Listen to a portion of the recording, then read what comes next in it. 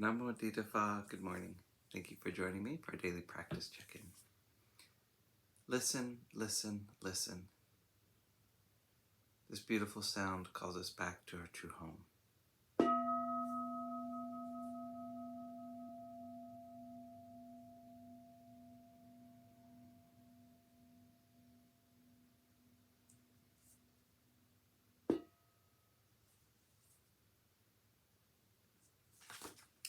The third mindfulness training.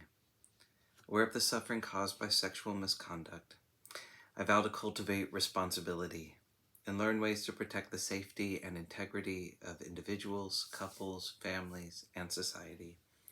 I'm determined not to engage in sexual relations without love and a long-term commitment. To preserve the happiness of myself and others, I'm determined to respect my commitments and the commitments of others. I will do everything in my power to protect children from sexual abuse and to prevent couples and families from being broken by sexual misconduct.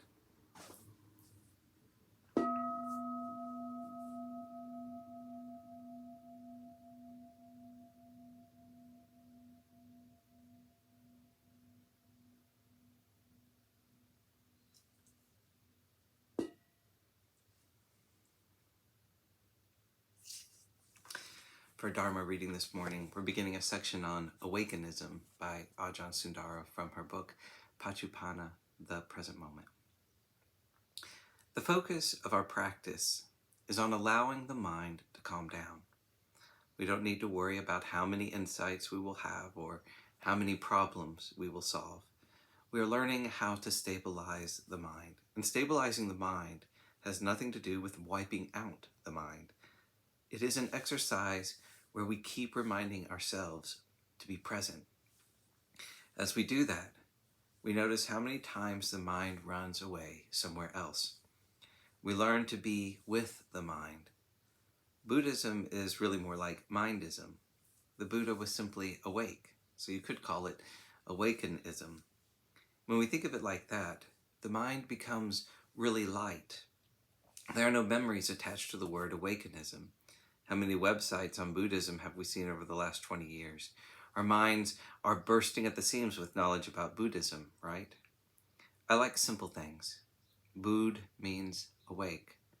So we can start with that. We don't have to go into a whole commentary about Paccuppanna. Sometimes we accidentally counteract the process of awakening by filling up our mind with more thoughts.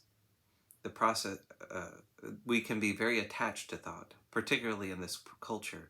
We tend to believe that everything can be solved through thinking.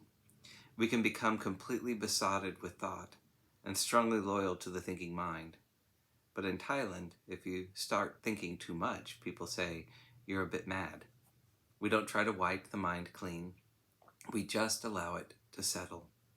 When the water in a lake is still, you can see to the bottom. Nobody can tell us what we will see at the bottom of the lake of our mind. There may be old cans of beer, rotting bicycles, or bodies of cars and dead animals.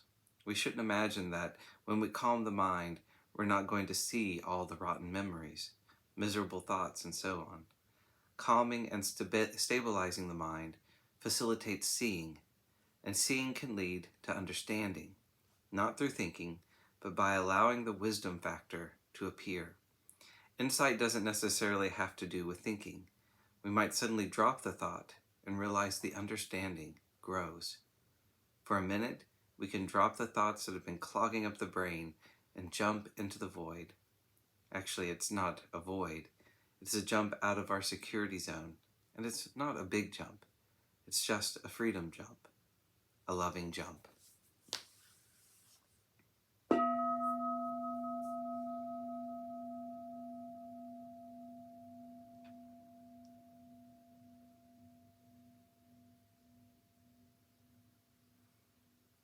May all beings be well. May all beings be happy. May all beings be peaceful. Sadhu, sadhu, sadhu. Thank you for joining me today.